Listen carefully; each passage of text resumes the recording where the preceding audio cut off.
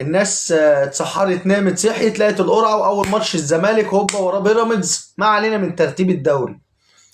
انت اديت فوق، اديت مهله لمين؟ لنفسك اولا، لرابطه انديه، لاتحادات بره تقدر تخاطبها عشان خاطر تجيب حكام اجانب. طب انت ما عملتش كل الكلام ده. انت جاي النهارده منتظر ايه؟ معلش في الكلمه. انا الزمالك، انا كزمالك، انا مخرجك بره الموضوع لسبب واحد. انت مش في الموضوع اصلا. يعني هو الفكره لو كان لاعب بيراميدز كان هيتقال الاهلي خايف من بيراميدز. طب كان هيتقال الاهلي ما راحش عشان خاطر بيراميدز؟ لا، ملوش دعوه.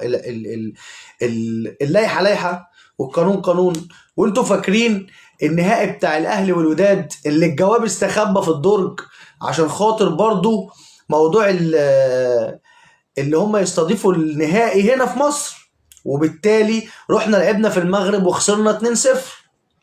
فاتحاد الكوره ورابطه الانديه بيعملوا حاجات مش صح، مش لائحيه. خليني اقول لك على حاجه. انت النهارده بتتكلم ان الاهلي منه للفيفا مباشره. على فكره اللي محدش يعرفه، الاهلي دلوقتي فاتح خطوط اتصالاته مع الفيفا. الاهلي مش هياخد خطوه غير لما يكون عارف ايه العواقب بتاعتها. النهارده انت الاهلي ما راحش الماتش. طب انت اقول لك على حاجه قبل ما اطلع البث. المتحدث الرسمي النهارده للاهلي طلع قال لك ايه؟ قال لك احنا خدنا امر من الاداره اللي احنا نرجع تاني على الفندق عشان عندنا ماتش بكره. فتخيل انت الاهلي بقى هو اللي هيروح بكره من غير جماهير. بقى الجماهير بقى مش هتبقى موجوده، فاهمني؟ ولا الجماهير ولا الزمالك هيبقى موجود.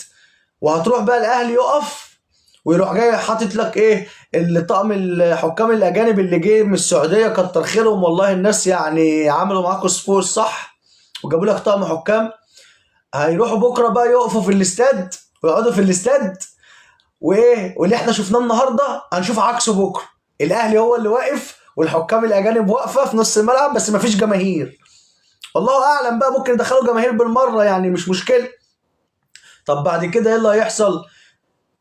ادي النهارده بقى عندك نتيجه وبكره عندك نتيجه. طيب تعال اقول لك ان الاهلي دلوقتي هو اللائحه. لا يعني بيتكلم باللائحه. الاهلي ملوش مش هياخد الثلاثه بونت بكره، والزمالك بلائحته اللي حاططها في دماغه هياخد الثلاثه بونت بتوع النهارده. يا فرحتي. طب انت دلوقتي هتعمل ايه؟